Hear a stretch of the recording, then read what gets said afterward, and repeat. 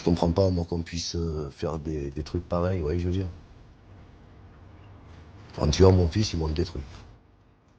Ils ont détruit pas mal de familles, ces gens-là. Depuis le 11 novembre 2023, Kamel Siga pleure la mort de son fils, Eddy. Et c'est très dur, hein, croyez-moi, c'est très très dur de perdre un enfant. C'est inimaginable. C'est inimaginable le ressenti. Ça me... Je suis mort à l'intérieur.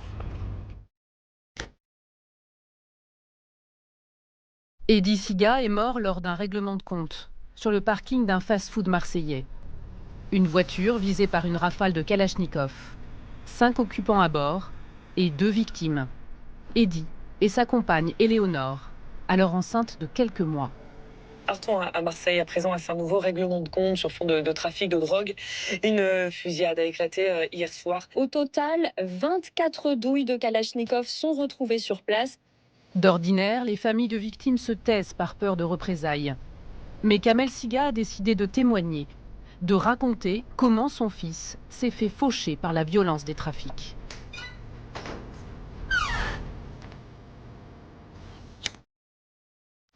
J'étais chez moi, il devait, je sais pas moi, à 23h. Je regardais la télé. D'un coup, je reçois un appel de ma fille en me disant Eddy il est mort, Eddy il est mort. Et j'entends plein de gens me dire Eddy il est mort, Eddy il est mort. Et on est parti directement à Marseille. Moi, j'y croyais pas à cette histoire. C'est la photo que j'ai fait le jour même. Il n'a jamais voulu que je fasse une photo. Et il était en bas, j'ai pris une photo dans le couloir. Honnêtement. La mort de mon fils a été filmée sur les réseaux sociaux. Et je vois cette vidéo, vous voyez. Je vois mon fils à l'arrière d'une voiture, comme ça, la tête baissée. Et je vois Éléonore allongée par terre, face au plancher de la voiture, criblée de balles. Eddy Siga et sa compagne n'étaient pas les cibles du commando et auraient été tués par erreur. 1 an plus tard, la police arrête 10 suspects et met un nom sur le dossier, DZ Mafia.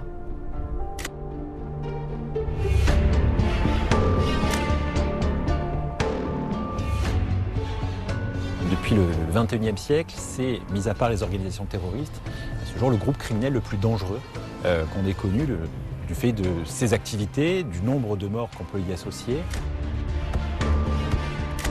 Une marque apparue il y a plus de 2 ans qui inquiète les autorités et sème la peur à Marseille et désormais bien au-delà. C'est une organisation criminelle, certes, mais c'est en même temps un organisme de terreur. Il terrorise les quartiers par la violence qu'il insuffle avec tous les assassinats.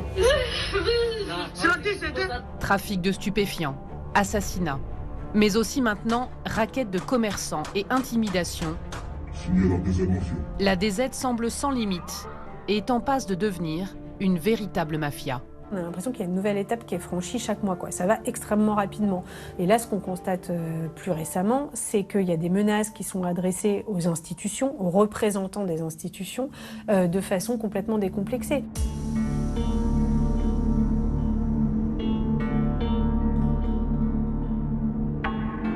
Derrière l'histoire de la DZ Mafia, il y a l'itinéraire d'un jeune Marseillais, devenu caïd.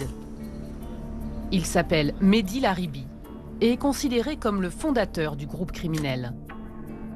Mehdi Laribi, il naît en 1990. C'est un enfant de Bassins, qui est une des cités de Marseille, enclavée, coincée entre une voie ferrée, une autoroute et délaissée de tous les pouvoirs publics. Enfin, c'est vraiment un ensemble d'immeubles délabrés. Il naît là-bas.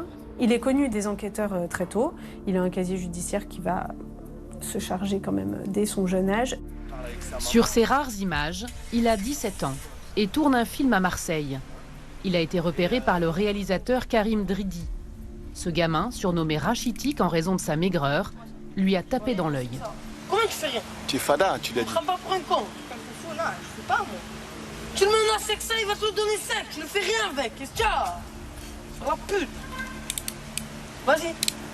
Allez, vas-y. Quand on le regarde rétrospectivement, c'est vrai que ça fait un petit frisson parce que, en fait, il joue son propre rôle. Il vole, il raquette, il deal de la drogue, il vient se frotter à des trafiquants beaucoup plus violents et beaucoup plus puissants de lui, qu'il admire complètement. 3 ans après la sortie du film, Mehdi Laribi refait parler de lui. Mais ce n'est plus du cinéma. Il est mis en cause dans l'affaire dite du barbecue marseillais. Les faits datent du jour de Noël 2011. Les corps calcinés de 3 jeunes sont retrouvés dans cette voiture incendiée. Les autopsies révéleront qu'ils ont été tués par balle. Un règlement de compte d'une rare violence entre trafiquants.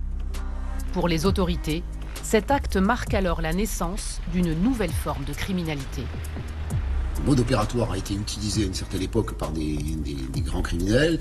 Il est repris aujourd'hui, il réapparaît aujourd'hui sous une forme à peu près identique et il peut vouloir dire effectivement l'apparition d'un néo-banditisme marseillais. 3 suspects sont renvoyés aux assises, dont Mehdi Laribi et son frère. À ce procès du barbecue marseillais, il y a une ambiance délétère. Tout le monde a peur dans la salle. Il y a d'un côté les familles des victimes qui veulent s'exprimer mais qui sont un peu terrorisées. Il y a les avocats des accusés qui eux-mêmes sont un peu interloqués par cette ambiance lourde qui pèse dans la salle. La justice française, merci. Les accusés se sont offerts les services des meilleurs avocats, des ténors du barreau. Dominique Mattei, qui défendait Mehdi Laribi, se souvient d'un jeune homme calme et réfléchi. Le premier contact est assez traditionnel, sauf que par rapport à une certaine forme de clientèle, il est très respectueux, très ouvert, très lucide sur ce qui lui est reproché. Par conséquent, il ne s'installe pas dans la dénégation stérile, il essaie de construire presque immédiatement sa défense et il donne pour cela des arguments. Faute de preuves, Mehdi Laribi est acquitté pour l'assassinat, mais écope de 10 ans de prison pour avoir brûlé le véhicule. Il ressurgit dans l'actualité après sa sortie de prison. La guerre fait alors rage à Marseille pour le contrôle de la drogue. Mehdi Laribi prend la tête du groupe le plus actif et le plus sanguinaire, auquel il donne un nom. La première fois on entend parler de la DZ Mafia, c'est début 2023, après un assassinat qui a été d'ailleurs diffusé sur les réseaux sociaux et où ce sigle apparaît. On a vite compris que DZ signifiait Jazaïr, qui veut dire donc Algérie en langue arabe. Au fur et à mesure de ce qui se passe dans la guerre avec Yoda et cette revendication DZ dans les réseaux sociaux, là on voit l'importance et surtout la puissance du gang. Pour écraser Yoda, le clan adverse, la DZ Mafia fait le choix d'une violence extrême et sans distinction. Cette année a connu un nombre d'homicides à un niveau historiquement jamais atteint. Plus de 70% des faits d'homicides volontaires en bande organisée, de tentatives d'homicides volontaires en bande organisée, sont imputables et sont en lien au contentieux entre la DZ Mafia et Yoda. En 2024, la DZ finit par l'emporter. Elle est désormais toute puissante à Marseille et brasse des millions d'euros. On sait qu'actuellement, on a sur Marseille Intramuros 84 points de deal. 80 à 85%, elles sont tenues par la DZ Mafia ou les alliés à la DZ Mafia. D'après des sources policières, elle compterait plusieurs centaines de membres actifs. Sûre de sa puissance, elle n'hésite même plus à prendre la parole publiquement. Comme lorsqu'elle diffuse cette surprenante vidéo en octobre 2024. Une dizaine d'hommes cagoulés à la voix modifiée. Elle est diffusée juste après la mort d'un chauffeur VTC abattu froidement par un jeune tueur de 14 ans. Le commanditaire, qui suit les opérations depuis la prison d'Aix-Luynes, va revendiquer cet acte au nom de la DZ Mafia. Mais devant l'émotion que suscite le meurtre, la DZ Mafia diffuse cette vidéo comme un démenti. Bonjour, cela fait plusieurs jours que de fausses informations circulent en boucle dans les médias et dans les réseaux. Le communiqué d'aujourd'hui est fait dans l'intention de rétablir la vérité. La DZ Mafia n'a strictement rien à voir ni de près ni de loin dans tout ce qui s'est produit. Une enquête est toujours en cours. Les participants n'ont pas été identifiés à ce jour. Ils ont voulu montrer, j'allais dire, au quartier qu'ils ne faisaient pas n'importe quoi, qu'ils n'avaient rien à voir avec l'assassinat de ce chauffeur de taxi qui n'y était pour rien. C'est la première fois qu'une organisation criminelle se montre officiellement, même s'ils sont cagoulés. Ils se positionnent comme un acteur de la société. Nous avons assez d'hommes, de véhicules, de moyens pour agir si nous en étions obligés. Nous espérons que la vérité sera rétablie. Signé la DZ Mafia. Cette mise en scène du pouvoir, cette mise en scène de la violence, cette mise en scène de la puissance, évidemment que ça fascine les jeunes, comme à un certain moment, même si la comparaison est peut-être risquée, j'en sais rien, mais comme à un certain moment, il y a des jeunes qui ont été fascinés par la mise en scène de la violence mise en place par Daesh dans leurs vidéos de revendication des attentats, des meurtres. Il y a cette fascination qui existe, qu'on ne peut pas nier. La vidéo est aussi un avertissement à ceux qui voudraient s'en prendre au clan ou refuseraient de lui céder. La DZ Mafia fait des réseaux sociaux une arme. Ici, des hommes armés débarquent dans l'appartement d'un couple, dont le fils est voisin de cellule d'un chef de la DZ. Ce dernier refuse de lui donner son téléphone. C'est la DZ Mafia. Ça fait passer un message à ton fils. J'essaie de vous faire redescendre le téléphone au plus vite. Sinon, c'est toute la famille va prendre, tu as compris? En diffusant les vidéos de ses actions sur Snapchat, TikTok ou Telegram, la DZ Mafia organise la propagande de ses propres crimes et impose sa marque.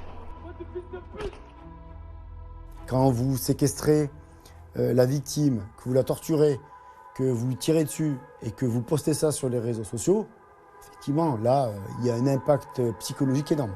C'est la première organisation criminelle qui a utilisé la toile numérique pour revendiquer ses actions violentes et criminelles et en fait, sa puissance.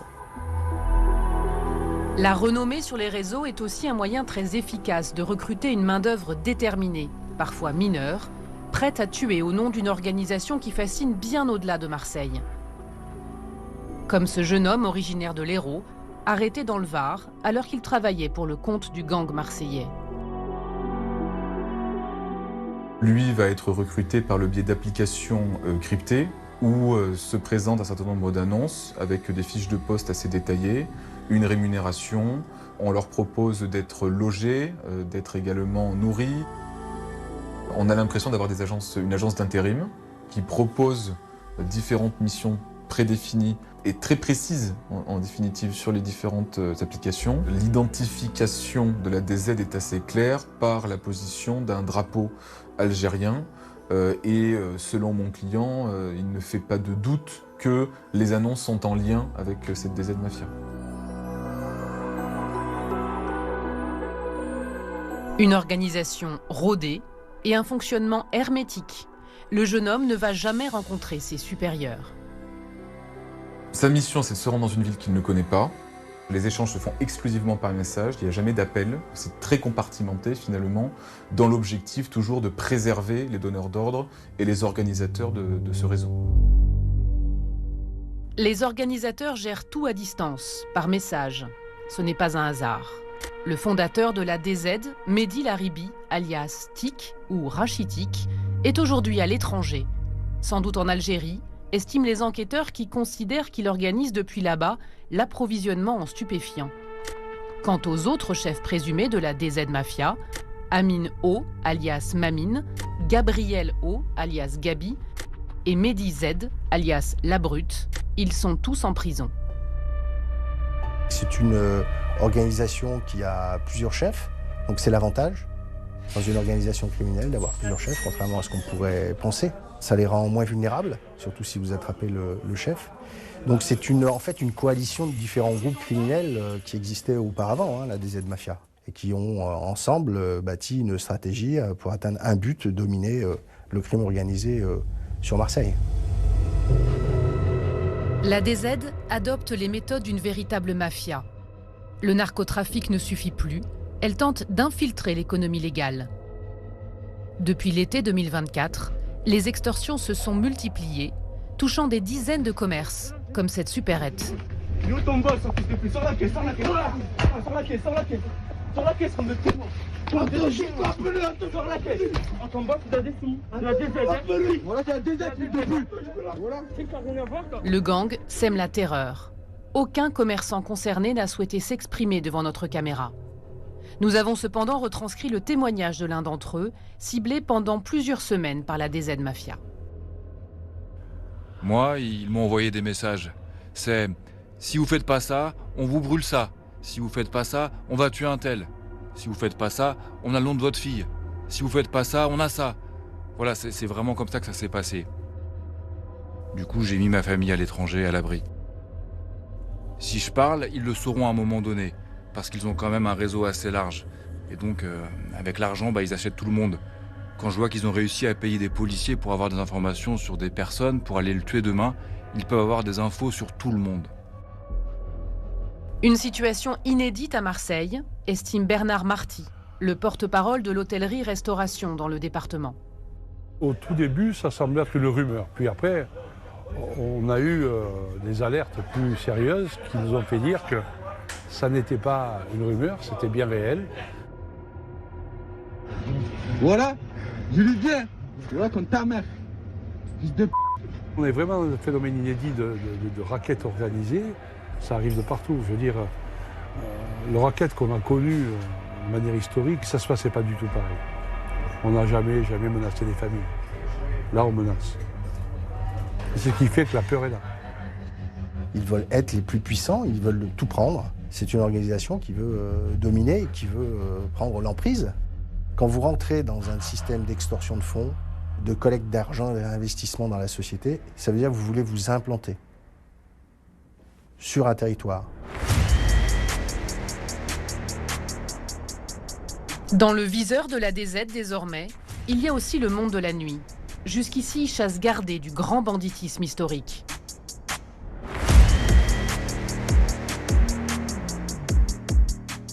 « 22 juin 2024. Il est 22h30 quand 6 hommes entrent dans cette boîte de nuit d'une zone commerciale de Marseille. Ils pénètrent dans le bureau du responsable, lui intiment d'embaucher une nouvelle équipe de sécurité. Le gérant parvient à les faire fuir en se saisissant d'un pistolet et en tirant 2 coups de feu qui ne feront pas de blessés. Mais des mois durant, le gang va harceler le propriétaire de l'établissement. Ça va durer sur une période assez longue, que ça va se faire avec des moyens qui sont des moyens importants. Donc ça dit quelque chose, 1, des moyens importants dont dispose ce groupe, 2, du sentiment de relative impunité dont il bénéficie, 3, de la détermination, en effet, d'un certain nombre de ses membres. La justice en est aujourd'hui persuadée. C'est la DZ qui est derrière ces coups de pression. Elle va s'attaquer à d'autres établissements appartenant au même entrepreneur, visés par des coups de feu ou des incendies criminels. Elle lui réclame 300 000 €. Lui ne sait pas du tout à qui il a affaire. Il ignore si ces différents éléments doivent être mis en relation les uns avec les autres, même s'il le suppose. Et il est inquiet. Objectivement, il a peur. Ces échanges avec les hommes qui le menacent font l'objet d'une surveillance étroite. La police va parvenir à remonter leurs pistes. Parmi eux, Gabi O, l'un des chefs de la DZ. Les enquêteurs estiment qu'il s'est spécialisé dans les affaires d'extorsion. C'est d'ailleurs en enquêtant sur le First qu'ils vont découvrir qu'il s'agit de la même équipe que celle qui menace depuis plusieurs mois le rappeur SCH. Si Dieu veut, le tour de la terre se fera vite. Stupéfiant compressé dans un coffre, une demi-tonne. Et le premier lit est venu vite. En août 2024, un très proche collaborateur de l'artiste marseillais est tué à la Kalachnikov, à la sortie d'une boîte de nuit de l'Hérault. La définition de la mafia, il y a plusieurs choses. Il y a de vouloir contrôler un territoire, c'est très important, c'est l'implantation sur un territoire, et puis de pénétrer toutes les sphères légales de la société, que ce soit le monde politique, le monde judiciaire, le monde policier, via la corruption en général. Est-ce que la DZ Mafia est une mafia aujourd'hui et qu'elle coche toutes ces cases? Probablement pas, mais ce qu'on voit, c'est qu'elle commence à en cocher pas mal quand même. Je rate pas trop qu'il doit des fous, c'est la DZ. J'ai compris comment je te tue, moi. En agissant ainsi, la DZ Mafia concurrence d'autres groupes criminels, historiquement installés à Marseille, ce qu'on appelle le milieu.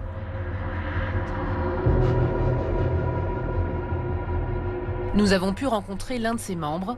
Il a derrière lui de longues années de détention. Il estime que la DZ Mafia est allée trop loin. Aujourd'hui, avec cette DZ Mafia, il n'y a plus aucun respect, il n'y a pas de code, il n'y a rien du tout.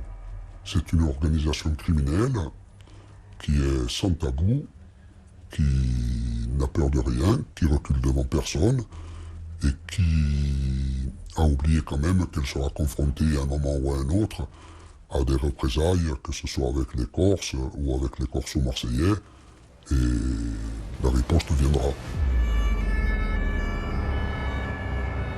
La lutte contre la DZ Mafia est devenue une priorité nationale. Plus d'une centaine d'enquêtes judiciaires ont été ouvertes. Mais le gang n'a pas dit son dernier mot et étend son emprise bien au-delà de Marseille. Aix, Toulon, Nîmes, Lyon, Montpellier, Dijon. Selon nos informations, la DZ a aussi envoyé des trafiquants prendre des points de deal à Lorient, en Bretagne, et à Bruxelles, où des affrontements entre clans font rage. Un réseau criminel extrêmement violent s'est emparé du commerce de la drogue. Nous pensons également que ce réseau a été infiltré par la mafia marseillaise. Vous allez me dire, comment ils peuvent aller aussi loin de leur base, de leur lieu de création de Marseille? Nous, on pense que les incarcérations de quelques membres éminents de la DZ Mafia ont favorisé leur expansionnisme national. Quand vous vous retrouvez incarcéré, des fois en dehors de Marseille, et que vous proposez à des trafiquants de stupéfiants de les aider à partir de là, vous vous mettez en alliance avec ce réseau-là et vous commettez des actes criminels pour attaquer le point de deal et le réseau rival.